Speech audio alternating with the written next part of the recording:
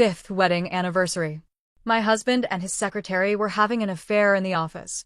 I pushed the door open and saw this disloyal man. He was worse than a dog, unable to control himself. The secretary, feigning wronged innocence, sobbed and begged me to let her and my husband be together, claiming they were true love. I smiled and agreed. The next day, I threw the divorce papers in their faces. Since that's the case, you two can get out of my company. Today was Robert Davis and my 5th wedding anniversary. I secretly went to the office without telling anyone, wanting to surprise him.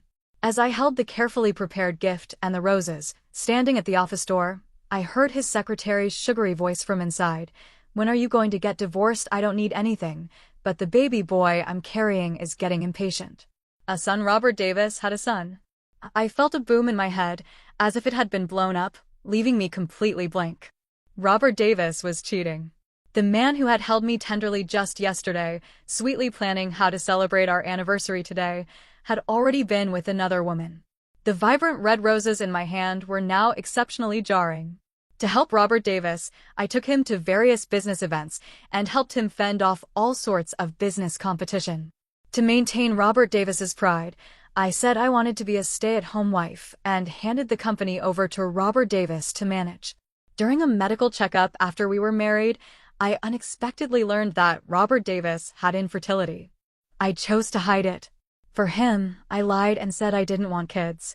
I never expected that what I got in return was complete lies and betrayal. How could Robert Davis have a son? It was truly ironic. He probably didn't even expect that his betrayal of me would ultimately be his undoing. I didn't want to turn around and leave, pretending nothing had happened and continue with my life. Since I knew the truth, the betrayer should pay the price. I calmly pushed the door open, a smile returning to my face. I calmly placed the flowers and gift on the office coffee table, ignoring the sight of them kissing. The two, realizing I was there, quickly adjusted their clothes. I watched the secretary out of the corner of my eye. She frantically grabbed the underwear from the desk. "Sarah Miller, what are you doing here?" Compared to Robert Davis's flustered helplessness, the secretary's reaction actually made me think more of her. The secretary suddenly knelt before me, tearfully apologizing profusely. She sobbed that they truly loved each other, saying she had originally intended to leave, but then she got pregnant with Robert Davis's child. The child is innocent. A child can't be without a father. Seeing I didn't react, Robert Davis stepped forward, helped the secretary up, and pulled her into his embrace, his eyes darting away. His voice, however, was stubborn and stiff as he said, "Lisa, you're pregnant. Don't strain yourself." Hearing this, the smile on my face finally faltered.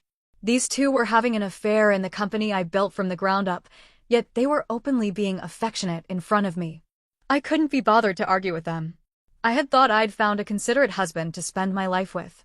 But who knew that after only a few years of marriage, his true nature would be exposed? Dad had raised me to work hard in the business world from a young age, and I never thought I'd misjudge someone. And this was the excellent man he introduced me to. Forget it. Today is our 5th wedding anniversary.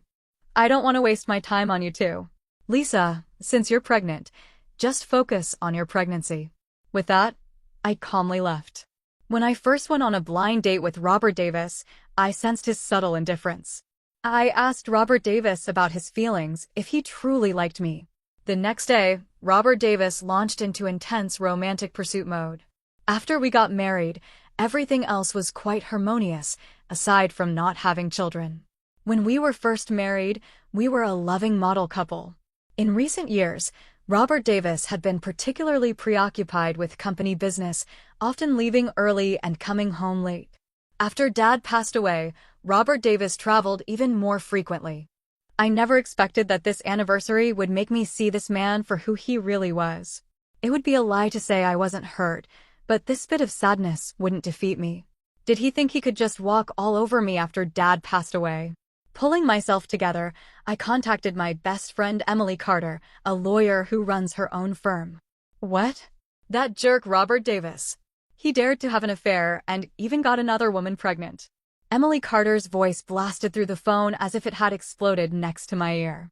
Let me draft a divorce agreement for you. Before I got married, Emily Carter had already warned me to get a prenup. I called our housekeepers and the security staff.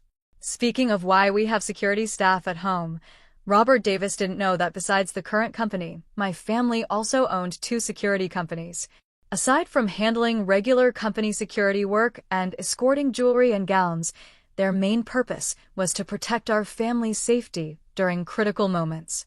Grandpa's original idea was that since we were constantly working hard in business competition, we never knew who we might offend. So these two security companies were prepared for the family's safety. Very few people knew this was also one of the Miller family's industries.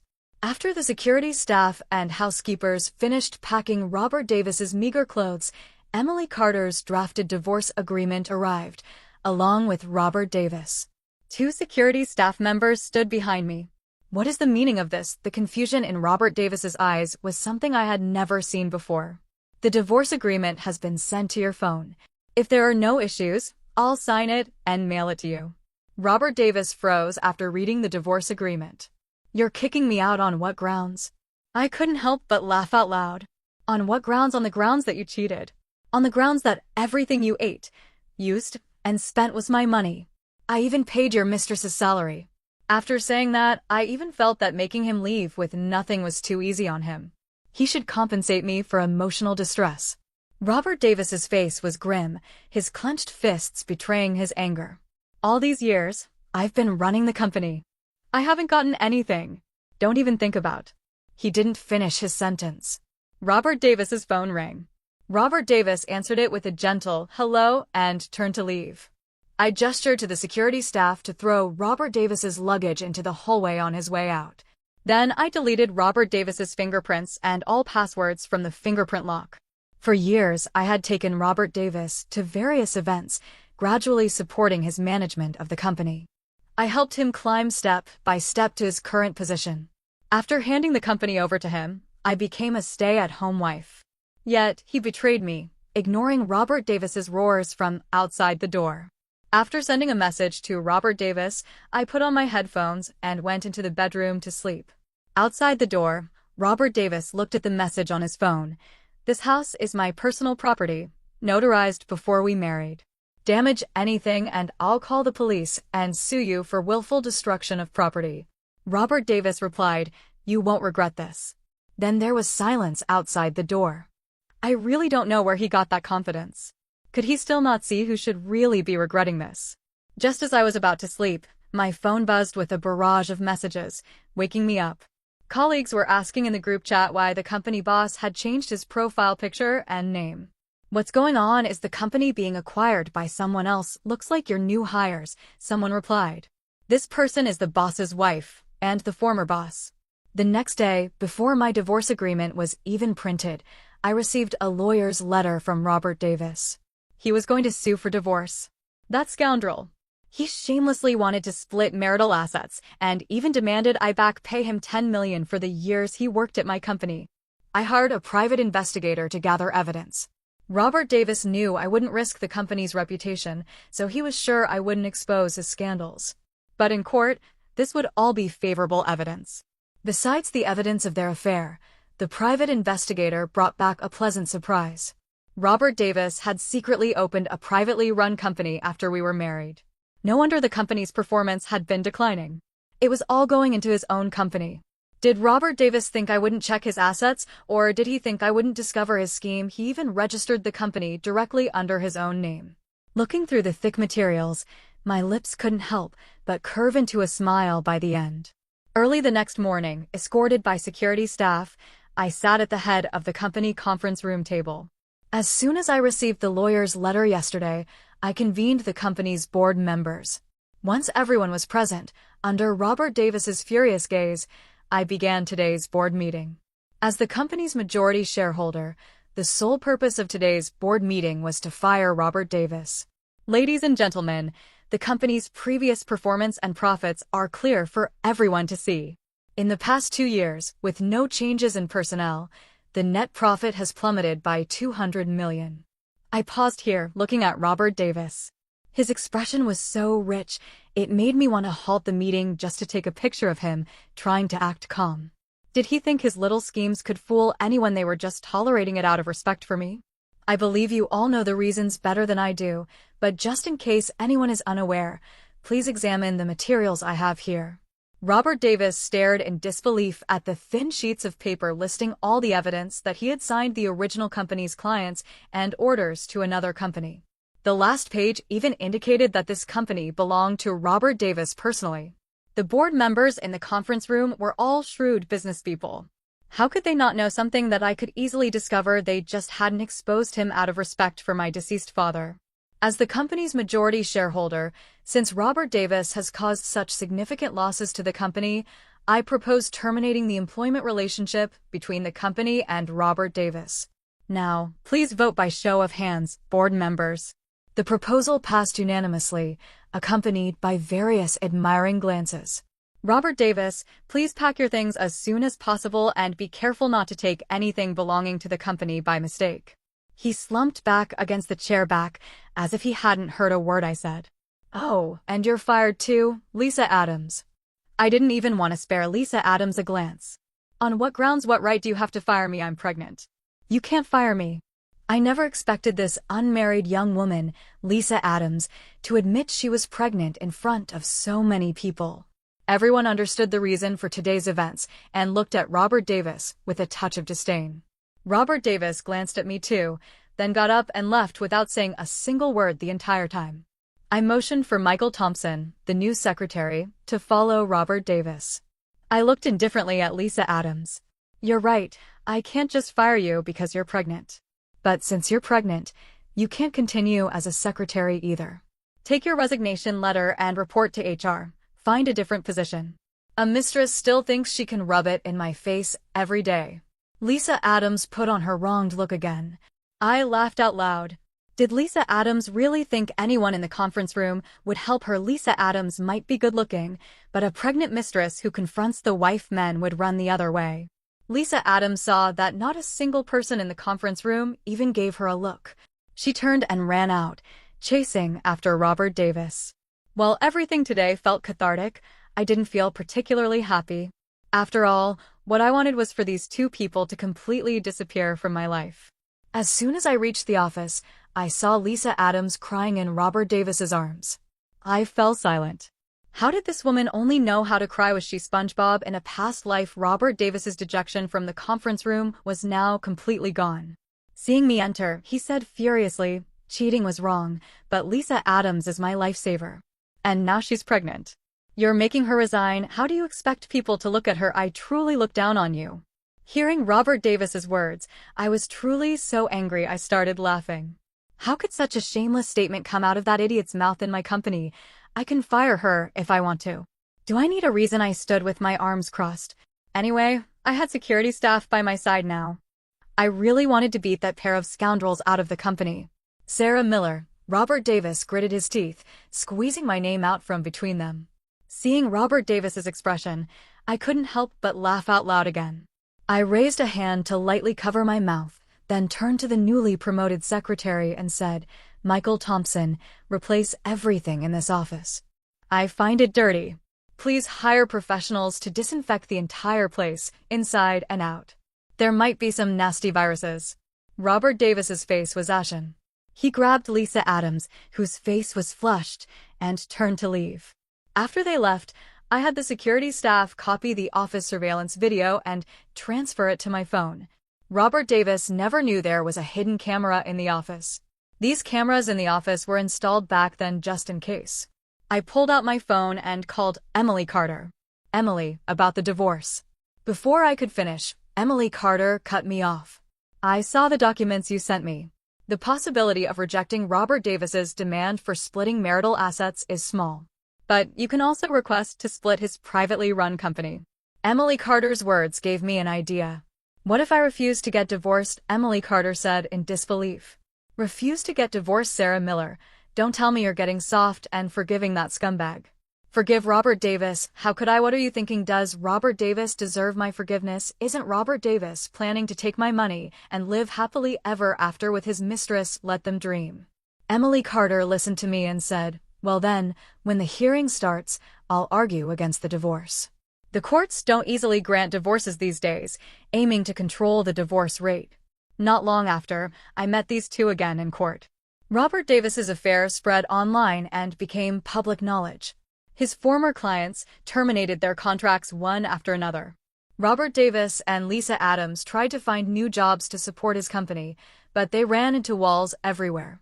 The company was almost bankrupt. I admit Robert Davis had some business acumen and talent, but he lacked integrity. This is the biggest taboo in business. After receiving the hearing notice, Emily Carter had me file a request to freeze our marital assets. In court today, Robert Davis and Lisa Adams were like startled birds, fidgeting uneasily. I, on the other hand, calmly exchanged glances with Emily Carter, my decision already made. The judge struck the gavel, the crisp sound echoing in the quiet courtroom. Robert Davis, Lisa Adams, the plaintiff Sarah Miller has filed for divorce and requested to divide marital assets. Furthermore, the plaintiff claims the defendant Robert Davis engaged in infidelity during the marriage and secretly transferred company assets, demanding compensation for emotional distress and financial losses totaling $50 million. Robert Davis's face instantly turned pale. He sneaked a glance at me, his eyes filled with resentment and panic. Lisa Adams, like a startled kitten, clung tightly to Robert Davis's arm, as if I were about to devour her whole. Plaintiff, what evidence do you have to prove the defendants engaged in infidelity and transferred assets? The judge asked me sternly. Emily Carter quickly stood up and handed a thick stack of evidence materials to the judge. These are photos and videos taken by the private investigator, clearly documenting Robert Davis and Lisa Adams' intimate behavior in a hotel and the office. Furthermore, there are contracts and financial records showing Robert Davis using his position to transfer company client resources to his privately run company. Emily Carter's voice was calm and strong, every word like a sharp sword aimed directly at Robert Davis's heart. The judge flipped through the evidence, his brows furrowed. Robert Davis, what is your explanation for this evidence? Robert Davis forced himself to stay calm, saying in a trembling voice, "This is just a misunderstanding. Lisa Adams and I are just friends. As for the company client transfers, that was for company business development needs." "Is that so?" I sneered, stood up, and walked over to Robert Davis, almost nose to nose with him. "Business development needs, then tell me, why is the registered address of the company you established the sweet home we had before getting married?" "Oh, right. You bought that with our pre-marital travel fund, didn't you?" Robert Davis's face was deathly pale. He clearly hadn't expected me to know these details.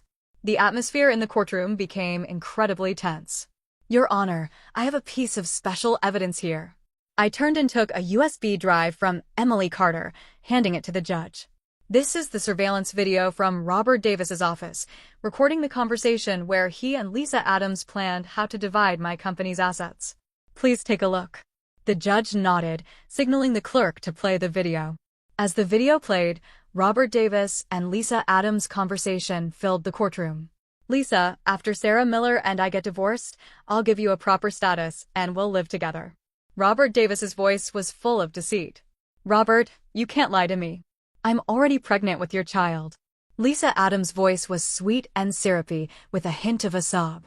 "How could I lie to you? My little darling, once I transfer some company shares to you, we can be together openly." Robert Davis continued to coax. There was an uproar in the courtroom. Robert Davis's face turned ashen. He suddenly stood up, wanting to rush towards me, but was stopped by the bailiffs in time. "Sarah Miller, you shrew. You'll get what's coming to you." Robert Davis roared, his eyes filled with madness. I sneered and stepped back, returning to my seat. "Robert Davis, how dare you still stand there? Did you think I'd be like those foolish women, easily swayed by a few sweet words? You're wrong. I, Sarah Miller, am not so easily bullied." Emily Carter added in due course, "Your Honor, according to the law, the defendant Robert Davis's actions constitute criminal adultery and embezzlement. We request severe penalties for the defendant." The judge nodded and announced a 10-minute recess for the judge's panel to deliberate the verdict. Outside the courtroom, reporters had swarmed the area, blocking the exit. Flashbulbs popped incessantly, and questions surged towards me like a tide. "Ms. Miller, how do you feel about Robert Davis's betrayal? Ms. Miller, do you think Robert Davis and Lisa Adams will be severely punished by the law?" I smiled and calmly answered the reporter's questions. Thank you for your attention. Regarding Robert Davis and Lisa Adams' actions, I believe the law will deliver a just verdict. I only hope that through this matter, more people will understand how important loyalty and trust are in marriage. And I also want to remind everyone that in business partnerships, integrity is fundamental.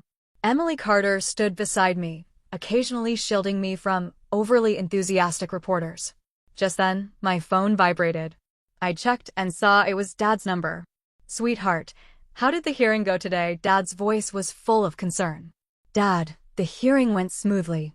The judge has seen all the evidence, and I believe the outcome will be in our favor. I gently answered. Good girl, stay strong. No matter the outcome, Dad will always support you. Dad's words sent a warm current through my heart. Hanging up the phone, I took a deep breath and faced the reporter's barrage again. I want to say that no matter the outcome, I will continue my life, and I will live it even better. As for the betrayal and deception, let the law punish them. As the sound of the gavel rang out again, order was restored in the courtroom. The judge announced the verdict. Robert Davis was sentenced to imprisonment for 3 years and ordered to pay a fine of $2 million for criminal adultery and embezzlement. Lisa Adams was sentenced to imprisonment for 1 year, with a suspended sentence of 2 years, and ordered to pay a fine of $500,000 for assisting Robert Davis in embezzlement.